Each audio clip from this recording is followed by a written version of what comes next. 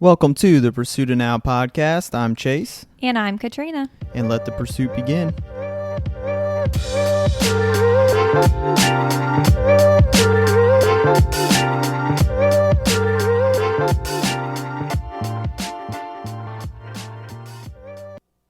And we are back.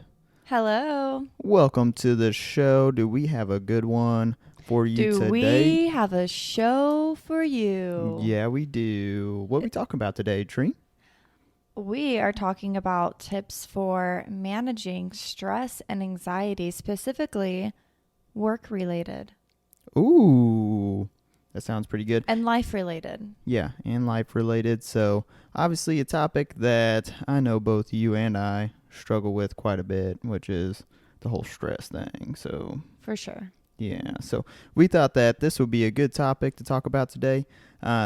We were kind of planning originally with the podcast that we would kind of cycle through different topics week after week. But I think, we haven't really talked about this yet. Okay. But I think it'd be a good idea for us to just talk about topics we want to talk about and not necessarily be like held up with a certain topic each week that we, feel like we need to talk about. Yeah, because I feel like the whole point of this is like a hobby for us to kind of like have fun with it. And it's like, if we're too specific about, this week we have to talk about finance. And it's like, well, I don't really, I can't really think of something that we're feeling super like inspired about. Right. Because if we're not feeling inspired about it, then like, what's the point of like forcing ourselves to talk about it for an hour? Yeah, exactly. And I feel like it comes through too. In how we talk about it. If we're not really that excited about a topic, I feel like it can come across, Yeah. So that energy and that vibe just isn't quite there. So yeah. So for today, like our topic was going to be relationships. But I think that this can kind of go into, supporting relationships in your life if you're able to manage stress and anxiety. But really, I thought about this last night about this topic. And I told Chase because it's just been a rough couple of weeks. Yeah. And so we need some tips on how to manage this stuff. Like literally we need like some reminders of, okay, like what tools do we know of and what are we not using right now? So it was honestly kind of nice this morning to sit down and like go through some things like what would we tell our best friend? Yeah. Like what would you tell your best friend if they're struggling with like a lot of stress and anxiety and, burnout and things like that? Yeah, absolutely. So we got 5 tips for you all today. So make sure you hang around for the whole podcast because, we put quite a bit of thought into this just this morning. So So we did a little bit of research, came up with some 5 things that I know have personally helped myself and Treen when we're feeling a lot of stress. And so hopefully we can help you all. And again, if you've hung around until episode number 8, you are awesome and we appreciate you so much. I literally love you. Yeah, you are the absolute best of all time. So thank you so much. And before we dive into those tips, of course, there's one thing that we got to do to start off every show. And you all already know what it is because you all have been around enough. Treen, what do we got to do? We are going to name our small moment of joy for the week. Moment of joy. Because even though it's been a rough week, for me mentally, I've just it's not been it. It's not the vibe. Not the vibe. But even though I don't know, there's a lot of like seemingly like negative things to focus on. There's always something that we can be grateful for, and we can reflect on our past week and think, this week seemed not very well, but is it just what I'm focusing on? It could be. Yeah, exactly. So that's why we do this exercise. We put ourselves in the right mindset coming into the podcast. And of course, as always, we encourage you all to do the same. But do you want to go first and kick it off?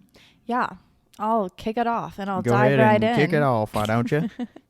So my small moment of joy this week, I have a few per usual. So one of them is I ordered I ordered a new Gymshark outfit. Yeah, she did. And she thought she can slide that one past me. Nope. And we talked about finances and like the $100 rule that we had. And Oh, you're right. I kind of yeah, broke it. But you kind of broke it a little bit. But you knew I was buying Gymshark. Yeah, she kind of mentioned it, and I was like half asleep in bed, and I was like, I was like, oh, like about to pass out, and she's like, it was hey. $102. She's like, hey, I'm gonna buy some Gymshark tomorrow. Okay, and it might be a little over $100. And then I was kind of asleep, so she technically didn't break the rule, but you kind of broke the rule.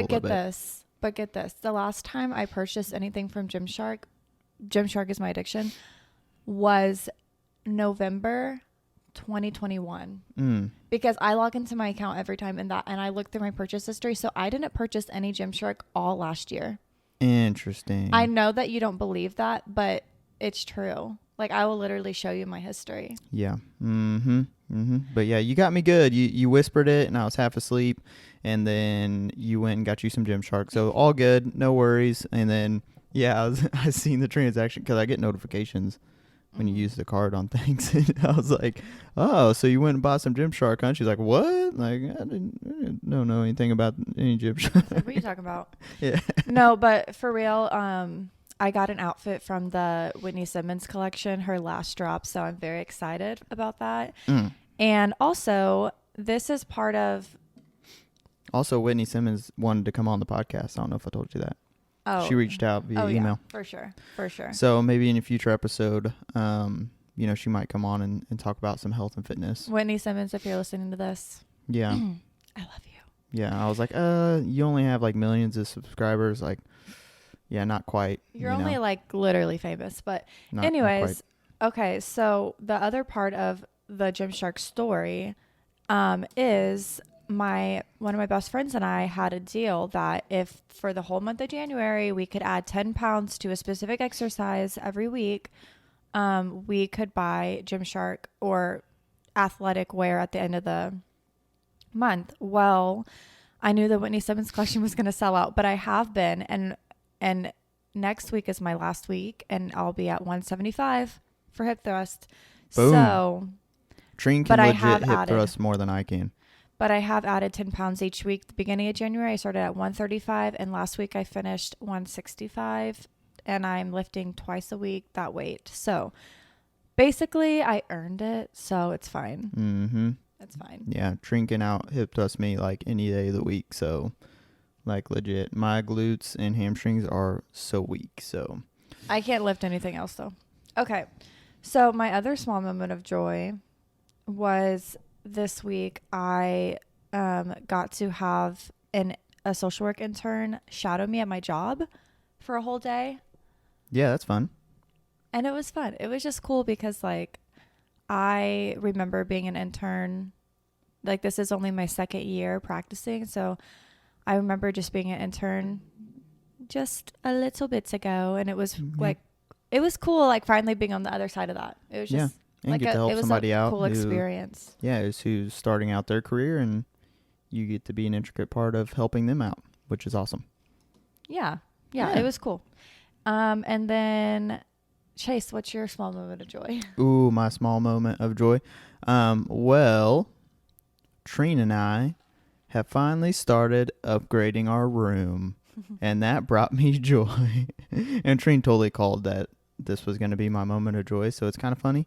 But yeah, we finally decided to, because I feel like when we got out of college and stuff, and we got our new place, and then I still feel like our room is still kind of like college vibes, in a sense. Like, we kind of kept it pretty bare minimum. So I am very excited that we finally got some nightstands, so we can set stuff on the side beside our bed. We literally sound like very, very adulty. Yeah. So we're like full on adults now. So we have nightstands. It's official. We have reached adulthood. Boom. So we got that. We got a new bed frame finally coming in. I'm going to try to hang a TV on a wall. We're going to see how that goes. This. Yeah, we're going to see how that goes. Because I'm not much of a handyman. I don't know if you guys know that about me, but now you do. But I do hang TVs a lot in Farming Simulator, so there's a good Mm. chance that I'll be able to do it in real life too. Okay, that makes sense. But yeah, no, that was fun, and Trina and I did survive putting together furniture together. Because putting together furniture together, Yeah, that was good. that sounds right. That sounded about right. But Come together yeah, because I was right in there, I now. was throwing together these nightstands, and Trine came in there, and she was like, "Oh, let me help." And so Trine the builder came in there. She just started putting together the nightstand, and I really appreciated that you helped me with that. I helped you with like one little thing, but Yeah, hey, I'm glad you appreciate the support. yeah, I love the support because it was helpful, and it did take a long time. It took about all night to put together both of those. So Trine came in there, and she was like, "Do I need to push on the screw to screw it in?"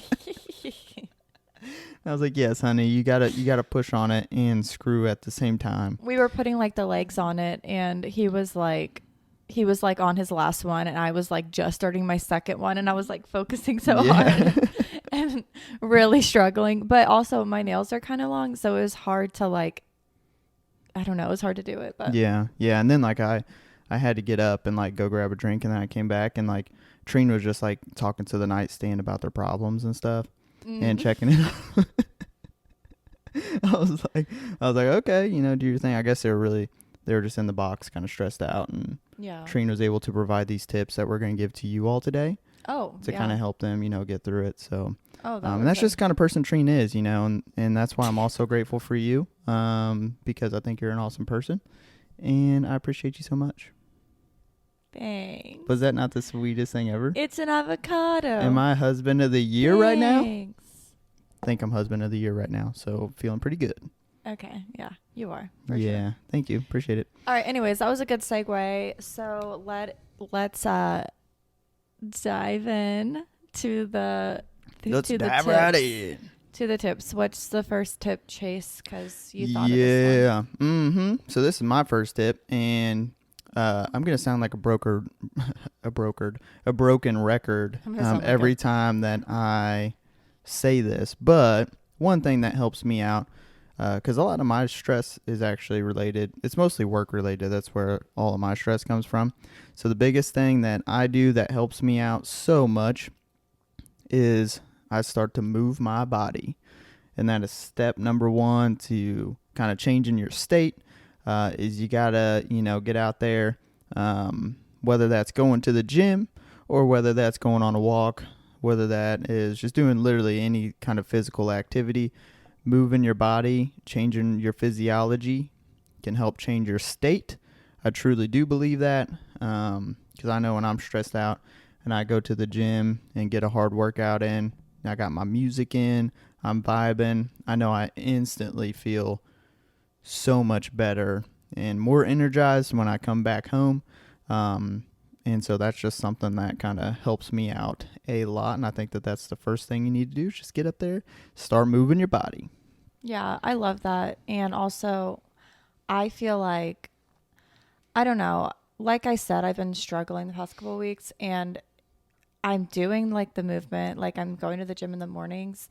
But one thing about this, and specifically helping like transition from like work to home and like personal life, Chase, you do your workouts right after work. Yeah. So that really sets you up for success for like, living your personal life to the fullest in the evenings, and Yeah. like being in a good mindset. Whereas like I feel like I'm just like lacking energy or motivation when I get home from work because I'm just like done. So one thing that I just kind of want to take from that to try to implement is like movement after work. Even though I'm doing movement in the morning, just like movement after work might be really helpful. Like I loved when it starts to warm up and we can go like on a walk. Like again, it's I'm not going to work out twice a day, y'all, but I'm just saying like going and like maybe like walking on the treadmill for like 15 minutes right now on the treadmill because it's cold, or if it's like nice enough outside, just like going on a walk. I don't know. I feel like Yeah. that would really help me. Yeah. And just kind of get some endorphins going a little bit, kind of, and I just feel like it helps me change my state drastically. And I heard somebody say one time, which I really love, is they said, train the body, heal the mind. And I love that quote because I think it's so true. I think, if you have a strong body, it's going to help you kind of overcome some of your struggles with, confidence, or maybe with stress or anxiety, or whatever the case is. Kind of, I think a strong body really helps out a lot. And I know it's helped me out a lot. Broken record. But yeah, so moving your physiology. There's also other ways that you can do this too. Because one time I went to a Tony Robbins seminar. Yeah. Yeah, when I was like, I think 19 years old. You were 20. I was 20. We met when you had just turned 20, and then it was like the first year we had been dating in the summer. Yeah. So yeah, you were 20. Yeah, and it was awesome, by the way. Like, it was one of the best experiences I've ever had in my life. So my mom and I, we went. Really cool thing about it too was like, we were like upper level because, I mean, these tickets are expensive to go to these things, right? And we were like upper level, and like our like whole group, our section, was just like killing the game. Like, we were high energy the whole time, and I guess somebody like recognized that was like on Tony Robbins' team. Oh, that's cool. I didn't even know that.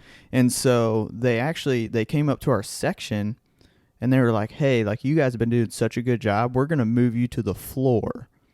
And so like, nice. So literally they brought us down, and we got to sit like floor level for the whole remainder of the seminar, because Tony Robbins seminars are like 3 or 4 days long. I don't remember how long this one was, but it was something like that. Wasn't it 3? I think yours was like maybe 2 or 3. Yeah, it was like it was. I remember it being short. I remember it being short, but Yeah, so I got 3 there later after the seminar, so actually I don't know. Yeah. I don't know why I'm saying that. Yeah, so it was like 3, but it was like it's all day long. So like the entire day you're in there. And so obviously when you're sitting in a chair that long, you got to find ways to change your energy and your state, and that's kind of something that he's big on, that he taught us a lot about. But one thing we would do, like, and even if you're at work or whatever the case is, like, he would have you like almost like, I don't know how to explain it unless you're watching it on YouTube. That's fine. But it's kind of like you're like grabbing at the sky and like kind of pulling your arms down, like this motion, and you breathe out heavily as you do it. I'm not gonna do that because I feel like I might accidentally like snot on the mic or something. Okay, yeah, let's not then. I don't want to do that. That'd be kind of gross. But like, and you would kind of jump as you do it, so you kind of jump up and then like pull down from the sky. And if you watch us on YouTube, you can see kind of how we do that.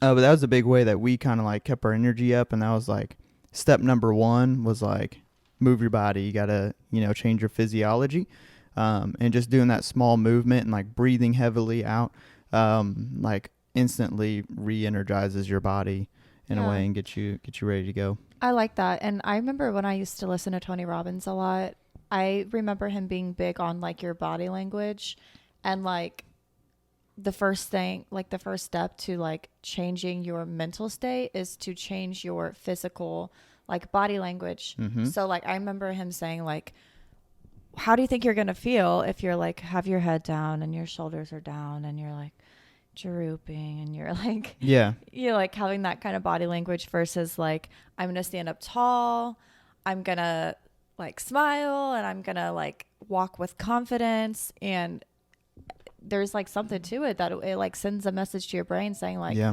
I am confident. Like, even if you don't feel like it, that's like the first step to kind of like, I don't know, like faking it till you make it maybe. Yeah. I don't know. Yeah, that's spot on. Like, he talks about that all the time. Like imagine what a depressed person would look like. Yeah. Like all the things that you just said, like you can imagine it in your head. And now imagine, being happy, confident, like in a blissful state. And then imagine what body language that would exude. Yeah. And how that can affect you. And I know they've done a lot of research on just like smiling, like literally just smiling, like forcing a smile, like it triggers something in your brain. I don't know all the science behind it because I'm not a scientist, but like literally like just forcing yourself to smile triggers some kind of chemical reaction and can help you change your state. So yeah, that's pretty cool. And I just want to say like when we talk about like these kind of tips and everything, like it's not going to work for everybody. And different things are going to work for different people, and something might be helpful for one person, but then not helpful for the next. And then there's like, if you think you might have, a serious mental health disorder, that's different than just like these small tips. Yeah. You know what I mean? Like right. These are just some small tips, like education, entertainment. Just want to get that. Edutainment. Edutainment? Mm-hmm.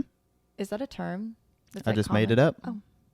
Do you like it? Nice. It might be a term. I don't know. I may have stole that from someone. I just didn't know about it. Anyways, I just wanted to throw that disclaimer out there because, like, if you are clinically depressed, you can't just smile, necessarily, and it like change your life. Like, I'm just not trying to throw that message out there. But yeah, these just are just smile. It'll solve all your problems. Yeah, just smile. Just have, change your body language. Like, obviously there's like these are like small tips for every day, like whatever. Yeah. So yeah, and we all kind of have an emotional home too, and I know they talk about that a lot, and I love thinking about that in regards to some of this stuff. Is like, what is our emotional home? Like, where do we tend to revert back to? Because someone who's angry is always going to find a way to be angry. Someone who's sad is always going to find a way to be sad. Someone who's stressed is always going to find a way to be more stressed. Stop looking at me like that. I'm looking at ourselves right now, okay? So I think like taking inventory of like what is, my emotional home that I tend to be in most of the time, and how can I work to not always revert back to that and find a way to, continue to stress myself out or continue to be in a bad mood. Because, you can build a habit on your emotions just like anything else. If you have a habit of always being angry or have a habit of always being sad, you'll always find a way to go back to, that emotional home. So yeah.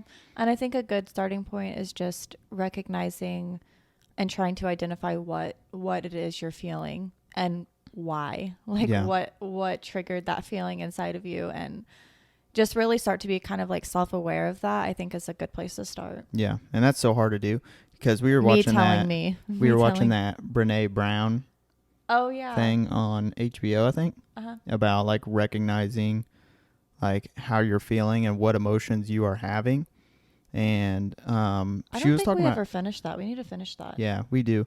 But yeah, she was talking about how we all regularly like do not identify the correct emotion. Yeah. With what we're feeling like.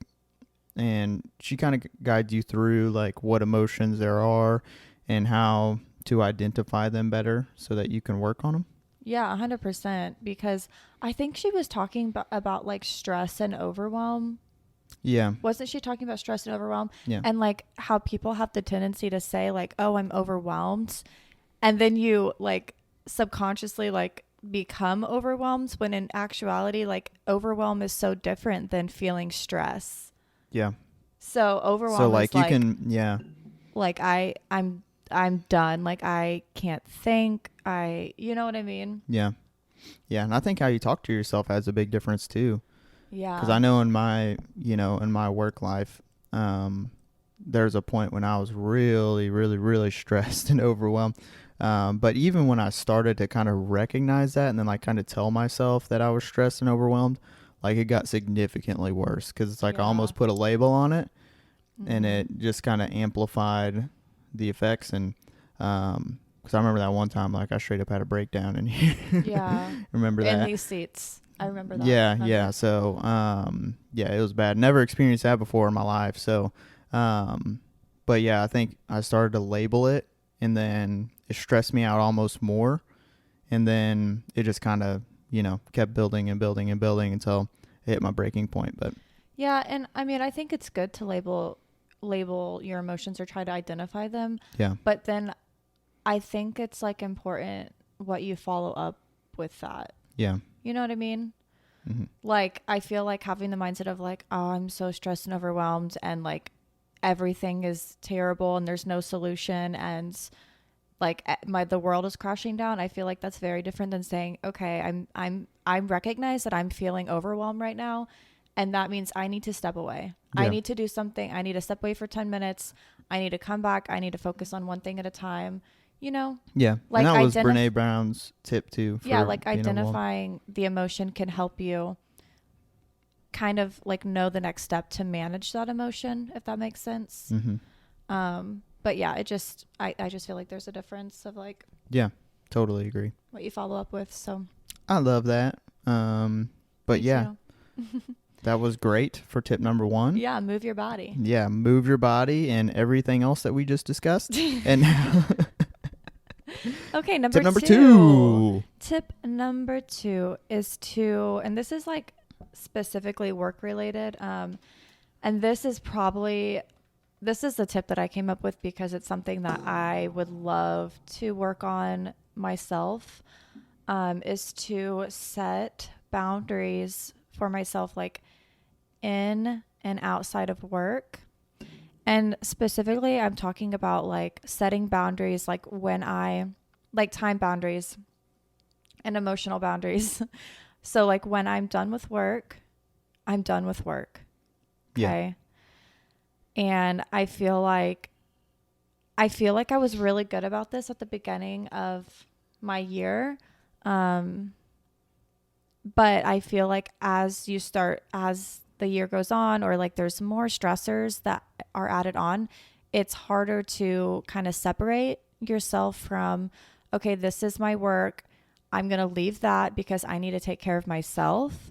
And if I do nothing but like think about it and stress about it, I'm not going to be able to recharge myself enough to like go in and handle said problems the next day. Yeah. Does that make sense? Yeah, 100%. I know that you and I have, and I'd be curious, and I know some people listening might be curious, because you and I have had like conversations about this or whatever, and I know like we've had boundaries with this, but I'd be curious, how do you discuss that like with your partner in like a meaningful way that's not like rude or anything like that in terms of like that boundary?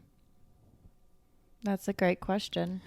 I don't know why you're asking me that. No, I'm literally not, like, I'm not throwing shade or anything at you, like, but I am genuinely curious because we have had those conversations before, like how to best approach those. Yeah, like if you recognize that your partner is taking a lot of their work home emotionally and it's having a negative effect on them, which in turn is affecting you because their mood is so low and their, the stress from work is just, it's starting to impact like the rest of the night at home. Yeah. I don't know. I mean, I would say the best thing to do is like validate their experience, but also, like you said, set boundaries. Like Chase, you've set boundaries with me before, around like, hey, one, we can talk when I get home. Yeah. We're just airing everything out here. And then also just like, I don't know. I feel like you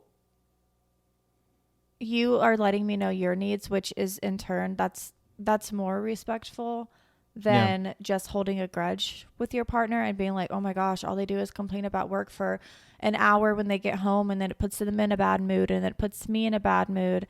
I think that setting your boundaries and stating your needs with your partner in a loving way, in a validating way, is going to be like the best thing. Yeah. So, hey, I noticed that you're really stressed out at work. Like maybe we could do something tonight that makes you feel like relaxed. And so you can like put it on the back burner for a while. Yeah. And I like just stating what you're noticing and just validating their feelings, but also setting a boundary, And I think that, it does help like that person become more aware of what their patterns of communication are. You know what I mean? Yeah. So I think 100%. I've done a ton better this year. And we've set these boundaries with each other. Yeah. But I think that me personally, I've really improved on this. I think it just takes like practice, time, and like self-awareness, I think. Yeah. Self-awareness is huge. Yeah. Because I was not like trying to throw you under the bus or anything. No, because I know I've definitely have brought my stresses home, and I've been in bad moods and been very irritable, which is just prone to happen, if you are very stressed in Yeah, your job. we're human. You're going to come home and, you're going to notice you might be more irritable towards your partner or snap at like small things. And I know that I've done that just as much as the next person. So I was just genuinely curious of, how the best way to kind of approach that conversation, because it is a difficult conversation. Yeah. And because you don't want to come off like you don't care. yeah, you don't want to be like rude about it, or like kind of say it in a negative way, like, oh, every time you come home, like, and I think if you let it build up and you don't have that conversation, like that's what it can kind of lead to, is like an argument in that sense, or like you coming off real aggressive, but it's really or it can lead to like resentment or passive aggressiveness. Yeah. Like your boundaries and your relationship, I mean, part of that is communicating needs. Yeah. Condemned. And I don't know why I just laughed like that. Have you seen that Justin Bieber? Have you seen that Justin Bieber interview where he's like, Yeah. Nailed it. That's funny. But speaking of communicating your needs and communicating clearly, that is part of this tip, this setting boundaries tip. Something else that I personally want to work on is setting my boundaries just in my life, honestly, like at work, in my personal life, in my relationship, like all of those things. I think it's so important to set clear boundaries with people and communicate clearly how you feel and what your needs are, because I feel like too often, like, people get caught up in like feeling a certain way with somebody and then being upset with them, but it's like you never communicated how you felt about that, or you never communicated your needs. So do you really have the right to feel upset because that person doesn't know? You haven't communicated that clearly. You haven't set that boundary with them. So it's like, that's on you too, a little bit, Yeah. You know what I mean? And I'm like trying to like come to terms with that, because it's something I really struggle with. Because in my head, I'm like, well, they should know that when they do that one thing, it makes me feel like that. But I'm like, they don't necessarily know. And also the world doesn't revolve around you. They have all their own stuff going on. So it's like, how do you expect them to meet your needs if you don't communicate your needs? They don't know what your needs are. Yeah. So it's just kind of a hard pill to swallow, honestly, but it is tough. Well, it also revolves too around like, it's tough to have conversations with people like that. Like, it's confrontational. It's a tough conversation to have for anybody in regards to communicating your needs or how something makes you feel when it happens. And I know, especially for me, I feel like I really struggle with that too. I don't know if it's just a guy thing, which I'm sure it is, but I have a really hard time kind of discussing those things. But yeah, I think setting boundaries is really, really, really important. And I've started to do this too, and it's helped out a lot, especially if you're kind of going through a lot of work stress. Because for me, I used to, work like a lot more hours. Like I would wake up and get started at like 6 a.m. or something, and I was just working like far too much. I wouldn't take breaks throughout the day to eat and like all those kinds of things just to try to get caught up on something that inevitably I wasn't ever going to get caught up on. And so I think for me, like what I've started doing is like I set that boundary. Like I start at 8 o'clock. I'm going to take a break to eat. And I end at 5 o'clock, and there's like no exceptions to that. And like if it doesn't get done, it doesn't get done. Yeah, I think I'm gonna do the best that I can do within these time parameters, and then whatever doesn't get done, it doesn't get done. I'm only one person, so I think taking that approach has helped out my mindset a lot, and it doesn't keep me like lying awake at night like, oh man, like I need to do this, I need to do this. It's like I gave it my best within those time frames. Once that's done, I'm done. Yeah, because at the end of the day, like, your job isn't your life. It's not your whole life. Right. And I feel like it's really easy to get caught up in it, but it's like, it's not your whole life. Like, you have plenty of things outside of your 8 to 5 job. Right.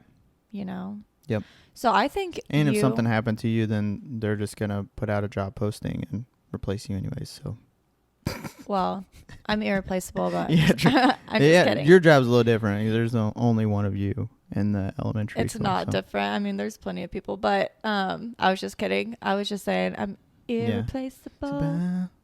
Yeah, Oh. no, but I know. That was funny. But I need to bring the guitar on the podcast, and then we can jam out a little bit. We can sing "Sweet Home Alabama." Yeah. Kind of lighten the mood a little bit because we're talking about some depressing topics.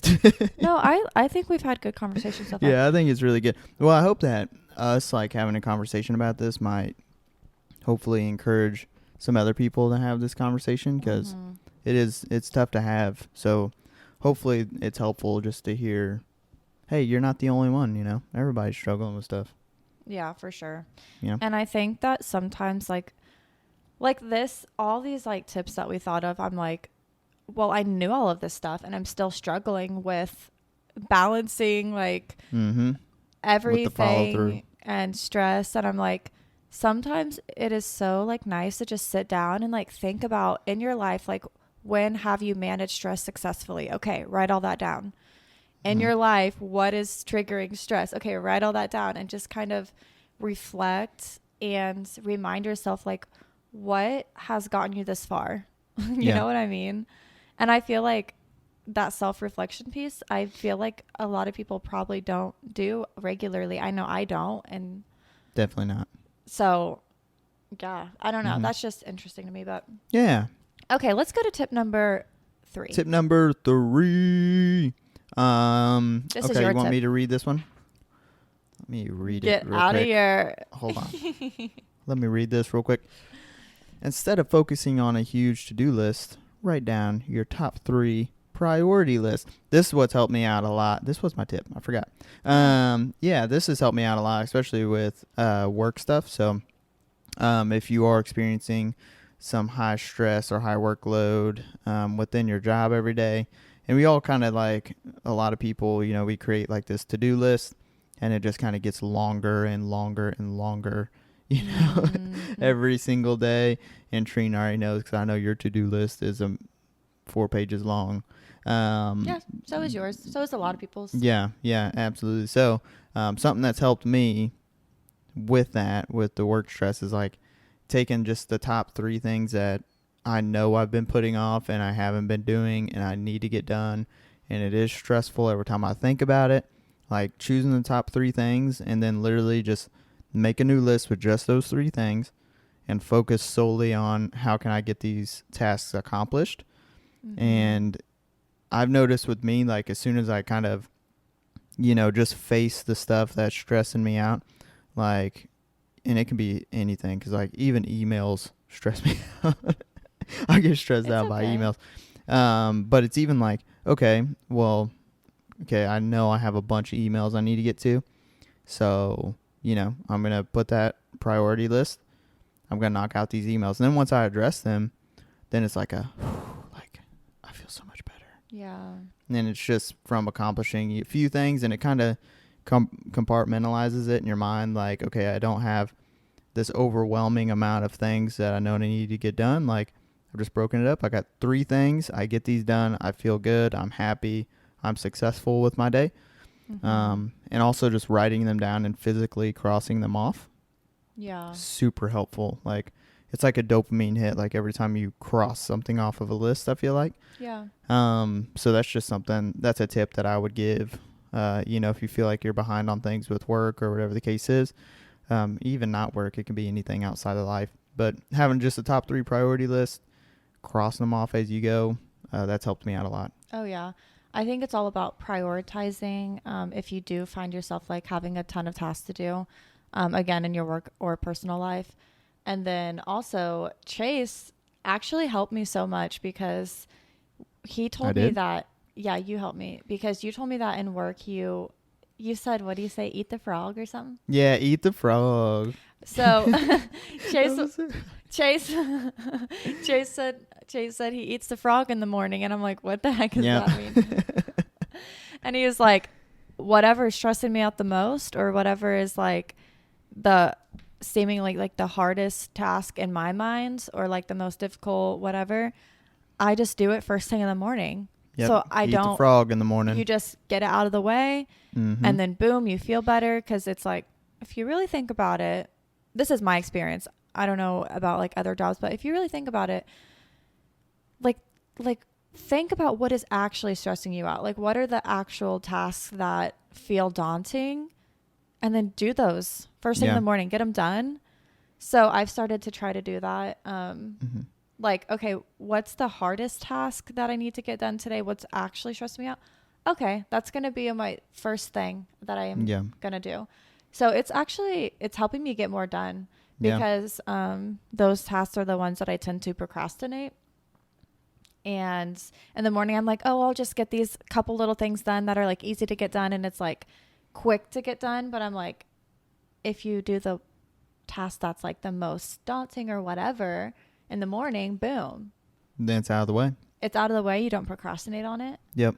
Because And I think there's like this yikes. sense of like accomplishment that comes from like, I had this really hard thing that I was stressing out about, and I got it done first thing in the morning, like to start my day off. Like Yeah. it's not even 10 a.m. and I've gotten like the hardest thing that I need to get done today done. Like that's such a good feeling. It's so relieving. And I think it's just this good sense of like accomplishment. Like I handled that. Now I can go tackle the rest of what I need to tackle for the day. Yeah. And I also think that for me, I have like the most energy in the morning. Me too. And so like in the afternoon, like other things that I've dealt with, I'm just like, now I'm like, I don't have any energy to do anything else. So I'm like, okay, eat the frog. Yep. Eat the frog in the AM. Yep. Okay. I love that. That's one of my favorite things I think of all time. So, Yeah. yeah, eat it. And also, you know, in the evening, you might be tired. It's just going to be, you're going to be more prone to just continue to put it off. So For sure. just get that stuff knocked out on your priority list. For But, sure. Yeah. let's move on. Number 4. Number 4. Number 5. This was my strategy. 'Kay. So this strategy is mostly around like if you're finding yourself like worrying something and like thinking about something over and over and over again because you're like worried about it. This tip is to schedule time to worry. And I literally said this to Chase this morning and he was like, "What? What does that mean?" So it actually, I feel like I've given this tip so many times that it's just kind of become like, oh yeah, like that's kind of like a simple tip that everyone knows. Yeah, I've never heard it before. But Chase never heard it. So I'm like, oh, well, maybe this would be helpful. But this is just basically like if you have something that you were just constantly worrying about, like if you've ever like woken up and the first thing you think about is that thing. And then you start thinking about it, and it just goes into every thought you have. Yeah. You schedule time to worry about it. So instead of worrying about it all day, you say, okay, I'm going to worry about this from 8 p.m. to 8:20 p.m. Yeah. And I feel like it's kind of like something that you can kind of like block that thought with in your brain and just say like, hey, brain, like slow down. Yeah. It's almost like setting a boundary with yourself. Yeah, but like in kind of like a creative way, like, oh, remember, we're going to worry about that at 8 o'clock. And then that's our time to worry about it, you know? And I mean, I don't think this is a one size fits all. Again, I don't think anything is a one size fits all, but I don't know. I've tried it out before. Yeah. And it can be helpful for certain things. Yeah. Yeah. And I kind of piggybacked off of that. And, because they always like, and I know a lot of people have heard of this, but like the 5-second rule is super common. Like if you have something that you're worrying about or you're stressed out about, like give yourself 5 seconds to feel that and worry about it and stress out about it. But then after that, you know, be relentlessly solution focused on it. Which that comes from a guy that he came and spoke to us one time, and he talks about relentless solution focus, and I just thought it was really good. So it was like, you know, you kind of give yourself that time to be stressed out about it, and then you go right into RSF, and you're thinking immediately like, okay, how can I overcome this stress? What do I need to do? What are the steps that I need to do? And just trigger your mind to be solution focused and not necessarily like focusing on, you know, all the bad and all this and this and this. Like, what can I do about it right now so that I can, you know, get through that? Yeah, I like that. And like going off of that, something that helps me is also like if I'm having like a lot of worried thoughts, or if I'm like feeling like anxious about something coming up, I will say like, is my thought, first I will say, is my thought rational or irrational? Like how likely is it that that thing is going to actually happen? Mm-hmm. And then ask myself next, be like, okay, what's the worst thing that could happen in this scenario? Okay. Yeah. So I gave Chase this example. Like last week, I was stressed out about an upcoming meeting. Okay. And I was like, okay, well, what's the worst that could happen? Well, the meeting would end and we would be no closer to a solution for the presenting issue. Okay. Mm-hmm. And then that's it. So then I'm like, okay, well, if the worst possible scenario happens, what am I going to do about it? So it's like going back to that solution focused. Okay. Well, I'm going to schedule another meeting and I'm going to try again. Like the world isn't going to come crashing down. And Right. then I ask myself, like, what if I'm wrong? Like, what if my irrational thought is wrong? What if I go into the meeting and it goes amazing and we leave feeling like we have next steps moving forward, a solution, camaraderie? Like, what if that happens? Yeah. You know? Mm-hmm. And 9 times out of 10, That's what ends up happening. Yes, it goes so much better. And this is just like a lot of things that I have personally like had irrational thoughts around. It goes so much better than I think it's going to go. Mm-hmm. Like if you're going to give a presentation and you have all these irrational thoughts. Well, for me, I'm like, what's the worst thing that could happen? I pass out and embarrass myself. Okay. Right. Yeah. That's so funny too. And I think that's just how like our old brain is wired, you know? Yeah. Like our brain is wired for survival. So it's like, you know, it's going to be constantly looking for things that could potentially happen to like try to protect us from it. Mm-hmm. And that's just, you know, that's just kind of how we're wired. That's why those things are there. Like that's why we immediately think the most irrational thing, I feel like, is because like we're wired to protect ourselves. We're wired to preserve energy, everything else. So like, you know, those immediate super irrational things come to mind first. And so almost like talking to yourself and like what you said, and what is that called? I'm trying to think about it. Like statements, like affirmations. Positive affirmations. Yeah, positive affirmations. Yeah, that's why they say like those work real well, because you're gonna start like sort of rewiring your brain, and kind of getting yourself out of like only focusing on like, you know, the negative things that could be happening, and having those come to mind first. But and it's also a healthy thing because it does keep us safe. I mean, if we didn't have that trigger in our mind, you know, we could put ourselves in a bad situation. Yeah, for sure. But I feel like when it comes to feeling anxiety, I feel like it's just like perceived threat in your environment that necessarily isn't actually a threat to you.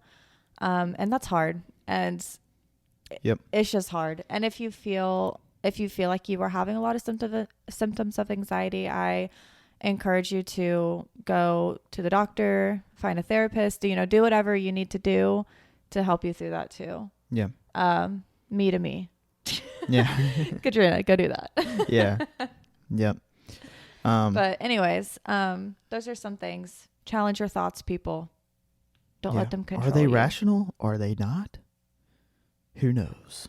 Or do you think they're rational in the moment, but then when you really start to think about it, maybe they're not? Yeah. Think about past experiences. And then you're like, man, I'm awesome. Like, that ain't going to happen. Yeah. Yeah. Oh, this is another, man, I'm just going to give all my tips on one podcast episode. Now I'm going to have nothing. I'm going to have nothing for the other podcast episode. Oops. I'm just kidding. But another thing, like a strategy I've used is, so when I was like, got my first job out of grad school, I was so nervous. I was like, I'm going to fail. I'm not going to be able to do it. Like, I'm going to fail and I'm just going to fail. And then I'm going to have no job. And then this all is for nothing, you know? Yeah. Like, just irrational thoughts. And so what I did this exercise and I wrote down all the things that I was proud of, like, so far in my life, and all the things that were really hard, but I succeeded at. Oh, I remember when you did that. It helped so much. And then it was so cool, like, later on to, like, read back and be like, I wrote down what I was feeling, and, like, then I wrote down to, like, kind of challenge my thought of, like, every time I've tried something, I haven't, nobody succeeds 100%, but, like, I've gotten through it and I've, like, grown. And that, to me, that's succeeding, is if you grow and you learn and you accomplish something, like, that's succeeding. Yeah. So I would, like, write down everything I've succeeded at so far. And then I would just keep reading it every day. I'm like, okay, no, like, you're not going to fail. I'm not going to, like, lose my job in a week. Like, what? Like, exactly. It's just crazy thoughts, but yeah, it's a really good tip. thanks. I like that. Thanks. Good job. We've actually given like 10 tips, I think. Boom. Yeah. Killing it on podcast number 8. And our last one is make sure you do a little self-care. Is that right, Trine? Yeah. Take care of yourself. So what are some tips on how can you take care of yourself? Yeah, this is kind of I don't know.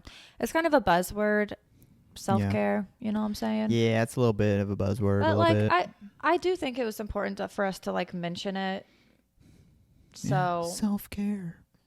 Self-care. Yeah, take care of yourself. Yeah. Well, it is important. So what are some ideas for self-care? One thing that I don't feel like people maybe necessarily think of self-care is finding meaningful connection in your life. So, like, for Chase, he loves to hang out with friends. Like, I want to be surrounded by people, and I do too. But my connection is a little different.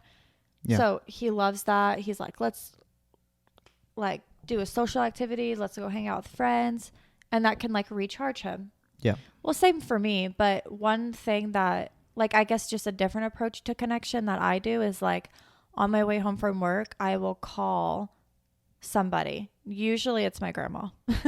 Yeah. But, like, just to feel like that connection and, like, talking to your loved ones, I feel like is something that's so slept on when it comes to self-care.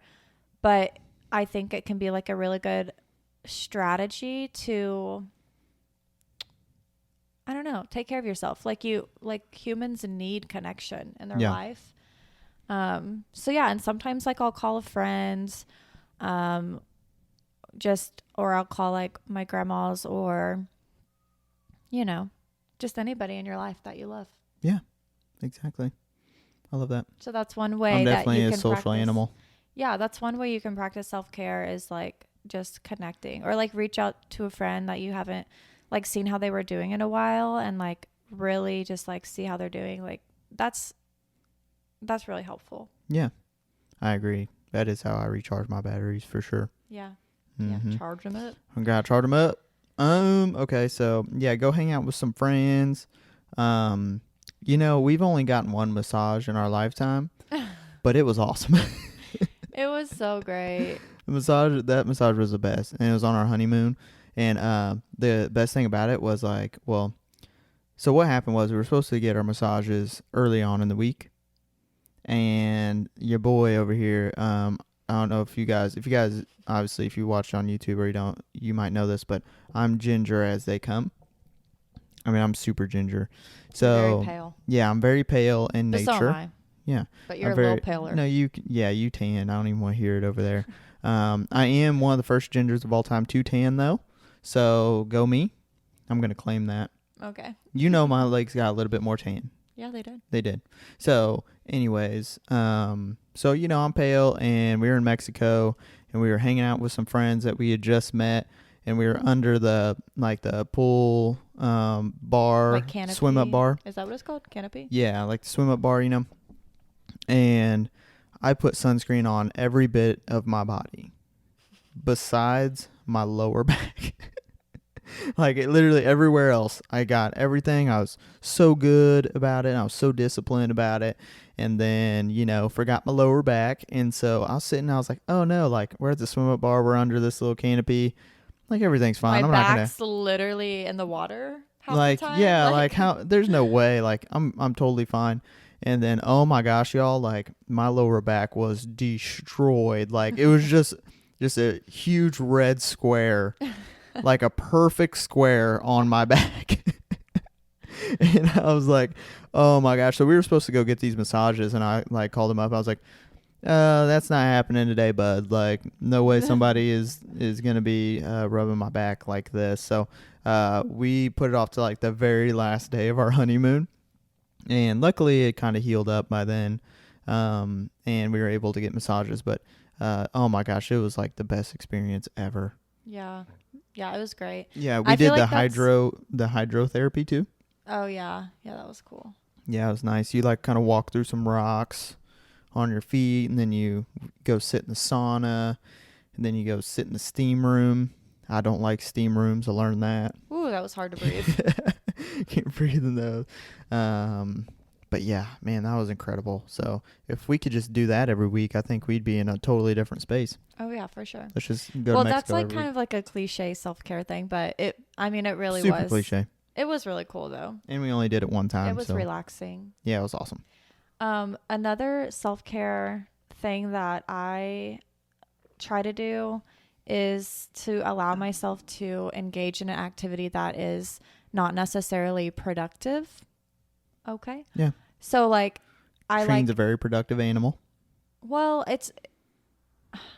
I don't want to come off like, oh, I'm productive and all of you guys are not. Like that's not how I'm like saying it. But you definitely are more like sitting down and just relaxing or something is hard. Yeah. So one thing that I've done, and I started last year, is reading fiction books. Okay. Mm-hmm. Just for enjoyment, pure relaxation. And I love it. And I read 12 books last year. Yeah. And I just got 2 new books. Mm-hmm. I got The Body Keeps the Score. I'm really excited. But that one is obviously nonfiction, but I read a lot of fiction books. Yeah. And and if you are a part of Team White Mocha, we're starting up a book club. Team White Mocha Book Club. Mm-hmm. I was going to start a book club. And we're going to do Zoom meetings every single month to discuss the books we're reading.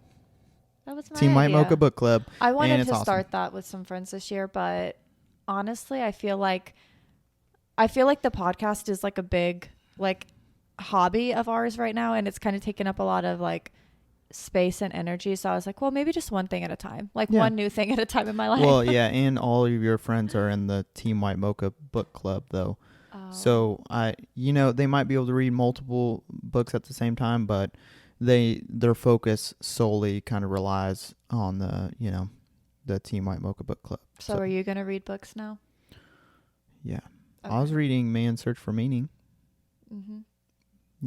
And then I read it, and then I don't read it for like 4 months, and then I come back and try to read it again. That's okay. Yeah. That's usually how I am too. If I'm not interested in it, good luck. Yeah. Like the book I'm reading right now, I'm trying to get into it, but it's like sometimes you just have to force yourself a little farther into the book because it usually gets good, but you just have to you just gotta get there through it. Yeah. That's how I felt about Yellowstone. Was like, it's a little bit of a slow burn, but eventually you just kind of get into it, And you get hooked. I didn't get hooked. But Chase wants to be a cowboy now, so yeah. I think he's hooked. Yeah. Anyways. No, I'm not cut out for that. So yeah, just find a non-productive activity. Or this is also like something that I've said before, like for some people, self-care is productivity. Mm-hmm. Like me last night, my self-care is I clean up the apartment before I went to bed because I know myself, and we were recording this podcast and I need to leave in like 20 minutes. Oh yeah, you do. Yeah, because I'm going to one of my best friend's baby showers. Whoop, whoop. Whoop, whoop. But anyways, I knew for myself that I was going to set myself up for success if the apartment was picked up. So I didn't wake up in a cluttered environment so that I could Right. wake up and feel calm because my space felt calm, if that makes sense. Yeah, and clean. Yeah. Yeah. And so self-care, that's all I'm saying is like self-care looks different for everybody, Yeah. you know? Yep. Self care. And also, one of our last things on self care would be, like limiting social media intake and just media intake in general. Because we all know that all the attention grabbers out there are typically going to be negative stuff. So, if you're kind of, if we wake up in the morning, we consume all this stuff on riots and fires and all this stuff that's going on around the world, like, that can create like a false reality or a false perception of what the world is really like the world's not coming to an end. Everything's going to be okay. But, if you kind of consume all that content, like to start off your day or get yourself going, it can definitely add to the stress pot, I feel like. Yeah, I would say just like pay attention to what you are consuming at me, because I feel like you're talking about like the negative side, but also it can go the other way too, where like my TikTok is all inspiring stuff, like Yeah. it is. My TikTok algorithm is like people cooking amazing meals or the latest fashion trend or how to build a capsule wardrobe or the top 10 fitness hacks. And it's just like, it's too much inspiration to where it makes you feel like, oh my gosh, I need to do all this right now. I'm not doing enough. Yeah. Like I'm not doing enough. Like I need to reorganize my closet. Wait, I really did reorganize. Yeah, we my did closet. reorganize the closet. I did. Yeah, you did. Not Thank we. you. Sorry. Thank you very much. Well, we're a team, so. Yeah. But Team Armoka. No. You said we're a team. No, you are. Are you trying to join Team White Mocha right now? No. Yes, you kind of want to join, don't you? Okay. You kind of want to be in the book club, don't you? Okay, you can't start a book club. You can start like a golf club or something. You drink white mochas and golf. But the book thing is my Team thing, White Mocha, okay? you already know. Anyways. Trine wants to be a part. And anyways, that's what I'm saying is it can go the opposite way too, where it almost gives you too much. Maybe this is just a niche thing. I don't know.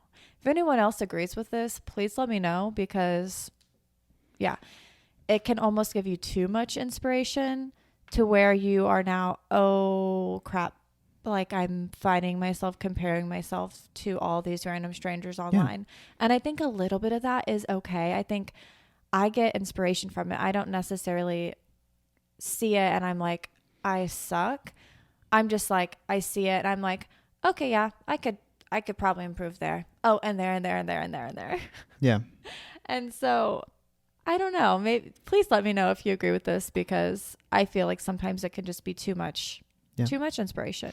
Yeah. You gotta, as they say, the wonderful Jim Wizard of Oz. Rohn. Yeah. No, wait, what'd you say? The wonderful Jim Rohn used to say you gotta stand guard at the gate of your mind. And he talks about how, your worst enemy could put some sugar in your coffee. You'll be just fine. Or your best friend can accidentally put strychnine in your coffee. Then obviously you would die. So, tip number 1. What are you saying? Guard your coffee. No, like in terms of your mind, like what information, what like he's alluding to is like, what are you allowing into your mind? Like it doesn't matter if it comes from your enemy or comes from your best friend, like what are you allowing to get into your mind and how is that affecting you, kind of thing. Yeah, fair. That's the point of that. But fair. Well, he was like staring at me about your best friend. He's my best friend, obviously. Like your best friend putting. Well, Trine tried to poison me the other day. That's why. Yeah. Okay. Try to put poison in your coffee while I'm like. Do you think you'd kill me if I was a zombie? I would lock you up. You would lock me up? And keep you as a pet. No, really? So you wouldn't? You wouldn't kill me if I was a zombie? I would probably kill you because I know that you wouldn't want. How would you do it though? I don't want to talk about this. How would you do it? I'm curious. All right. The world wants to know. I don't want to talk about it. I'd probably kill you if you were a zombie for sure. Okay, that's cool. Anyways. Wood chipper. Anyways, I'm cutting that conversation short. I'm just kidding, honey. So we need to wrap this up. Yeah, Trina's got to get on the road. She's got a big day ahead. Yeah. I need to And go. of course it's playoffs time. So let's go Chiefs. And we either gained a lot of followers from that or we just lost a lot of. We'll never know. But no. Again, thank you all for sticking around for this. If you found some value in this conversation, if you want to hear more about these topics, please let us know. And also, share this with a friend who might be, maybe going through some things, and maybe this might help them out if you found it to be valuable. And of course, please rate the podcast if you have some time. Mm-hmm. If you found any value from anything, it really helps us. It helps us to continue to grow the podcast and be able to reach more people. And for those of you guys who already have, again, thank you so much for all your kind love and support. We really do appreciate it, and we appreciate you all hanging around through our journey of figuring out how to get better and better and better at this thing. So we really do appreciate it. Yeah, because another self-care thing is hobbies, and this is our hobby. This is our new hobby. So yeah, we love it. So whatever, it's pretty cool. But yeah, and then stick around for next week. I'm not sure what we're going to talk about yet, but I don't know either. But I feel like you're ending it, and we need to do one more thing. Oh, we have call to action for the week. Yeah, so this is our little challenge at the end. So our challenge this week, we talked about what's causing us stress in our lives. Yep. And we talked about how to try to get ahead of that and manage that to have a meaningful, happy life. Okay. So your challenge this week is to kind of take,